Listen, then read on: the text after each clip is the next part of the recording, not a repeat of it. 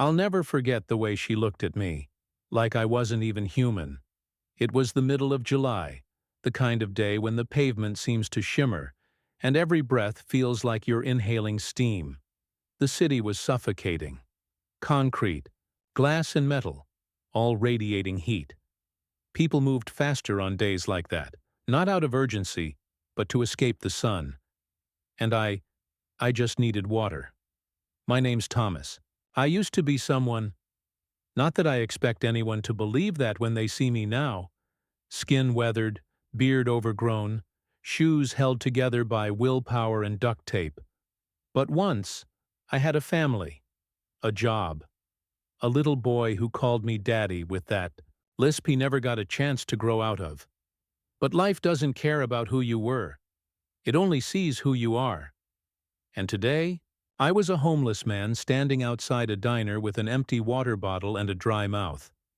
I walked into the diner with the kind of hesitation only someone who's been kicked out of too many places understands. I didn't want money. I wasn't begging. I just needed to fill my bottle from the tap, just some water. The air conditioning hit me like a miracle.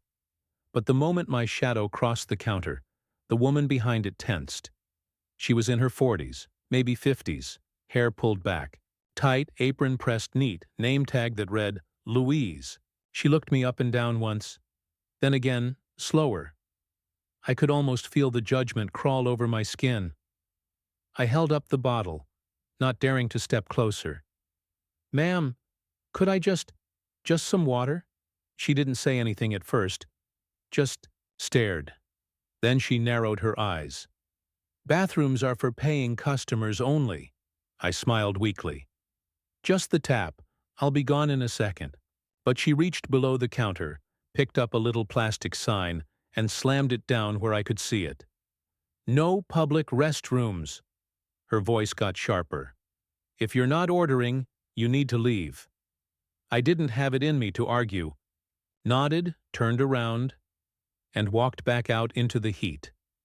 It felt hotter somehow, or maybe that was just the humiliation.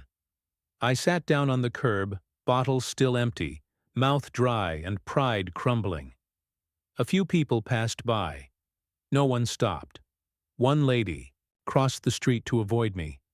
And then I heard it, boots, heavy, purposeful, coming closer.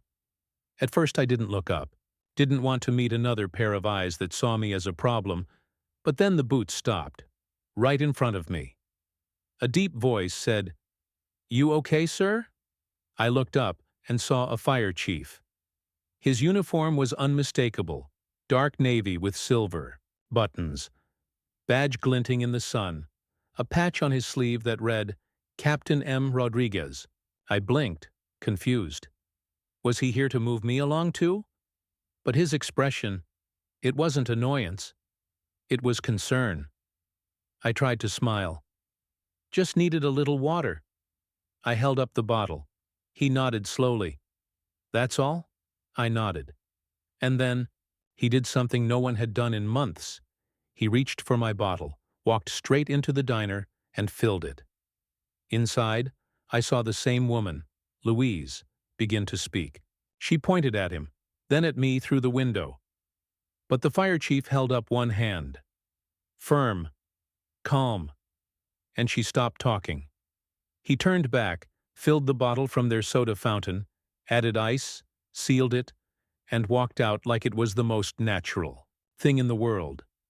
Then he handed it to me and sat down, right there, on the curb, beside me. We sat in silence for a bit. I took a sip, cold, glorious water. My hands trembled. He didn't ask for my story, but I gave it to him anyway.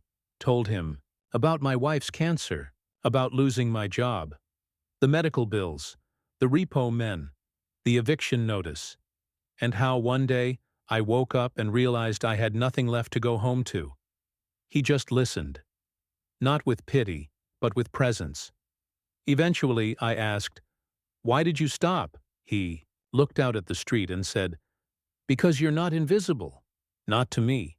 Not to anyone who's paying attention."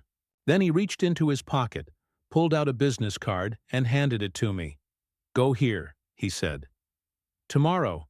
I've already called. They'll help you get a room, a shower, a fresh start." I stared at that card like it was a golden ticket. "Why are you doing this?" I whispered. He stood, brushing the dust from his slacks. "Because someone once did it for me," he said. And then he walked away. The next morning I went. I didn't believe anything would change, but I went, and they helped. Just like he said. They gave me food, a place to sleep, clean clothes, a counselor. Weeks later, I found out that fire chief had once been homeless too. Years ago. After coming home from deployment with no family left and nowhere to go. Louise? She still works the diner, but now she's not so quick to judge. Because news of what happened that day spread online. Someone had recorded it. The fire chief sitting with me, her refusing water, thousands of comments, headlines, shame. But I don't hate her. I pity her. Because sometimes the poorest people are the richest in heart, and the richest in title are bankrupt in soul.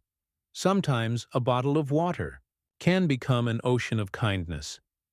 Sometimes the smallest act is the spark that lights someone's way back. And sometimes, when the world turns away, one person kneels beside you and makes you feel human again. If this story moved you, share it, because the next Thomas might be sitting on your curb, just waiting for someone to see him. Subscribe to hear more stories that remind us. Kindness isn't random. It's a choice, and maybe, just maybe, it changes everything.